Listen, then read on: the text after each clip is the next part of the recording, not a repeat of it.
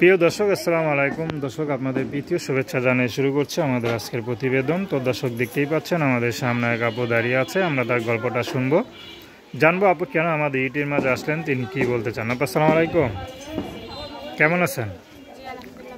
যাক, ভালো থাকলে ভালো। আপু, আপনার নাম কি? রিয়া আপু। তো রিয়া আপু, এই শীতের মধ্যে দিয়ে হাতা কাটা জামা পরে আসছেন, ঠান্ডা লাগে না নাকি? শীত লাগে তো গরম পোশাক কই? কেন, টাকা পয়সা নাই?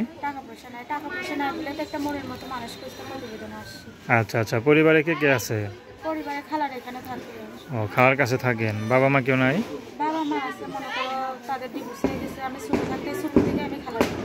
আচ্ছা আচ্ছা আচ্ছা, মানে বাবা মার ডিভোর্স হতে আলাদা হয়ে গেছে, মানে আপনাকে আর কেউ নেয় নাই, মানে আপনি তাদের বোঝা হয়ে গেছেন কেন নাকি? আচ্ছা আচ্ছা, তো খারাপ লাগে না এই যে বাবা মা থাকতো, খালার কাছে বড় হয়েছেন, কষ্ট লাগে না? খারাপ তো লাগে ভাই, খারাপ লাগে, কিছু করার আছে। আচ্ছা, তো এখন ইউটিউবে কি জন্য আসলেন? আর সেটা মনের মধ্যে যদি মানুষ থাকে, সে দেখতে যেরকমই হোক বা যেরকমই হোক, যে আমার বিয়ে সাথে করে আমার সারা জীবনের দায়িত্ব নেবে, আমার সুখে দুঃখে সবসময় পাশে থাকবে, দুই বেলা দুই মুঠো ডাল ভাত খাওয়াতে পারবে, এরকম একটা মানুষের জন্য। আচ্ছা আচ্ছা, পরিবারে কে কে আছে? শুধু খালাই আছে, আর কেউ নাই? খালু নাই? খালু আছে। খালু কি করে? খালু কাজ করে হোটেলে কাজ করে। হোটেলে?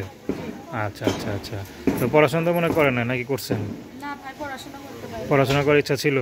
ইচ্ছা তো ছিলই ভাই, কিন্তু হয় না। নিজের বাপ মা থাকতে মনে করো তার ভুল নিতে পারি না, কিছু না, ছোটকাল থেকে খালা যেভাবে পালতে বড় করছে ওইটাই বেশি। এখন তো মনে করেন যে খালার কাছে বড় হয়েছেন, যাই হোক, বাপ মা দেখেন, এখন যদি একটা স্বামী পান আপনার কষ্টের মাঝে, কি আপনাকে বিয়ে করে, তো তাকে জীবনে কষ্ট দিবেন না তো?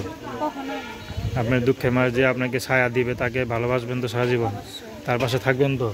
ইনশাআল্লাহ মৃত্যুর আগ পর্যন্ত আমি তার পাশে। আচ্ছা, তো আপনার সাথে কীভাবে যোগাযোগ করবে? আমার ফোন নাম্বারের মাধ্যমে। নাম্বার বলতে পারেন?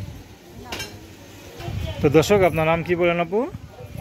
রিয়া আপুর কথা শুনলেন, তো তার নাম্বারটা হচ্ছে 01314589408। আমি নাম্বারটা আবার বলছি, 01314589408।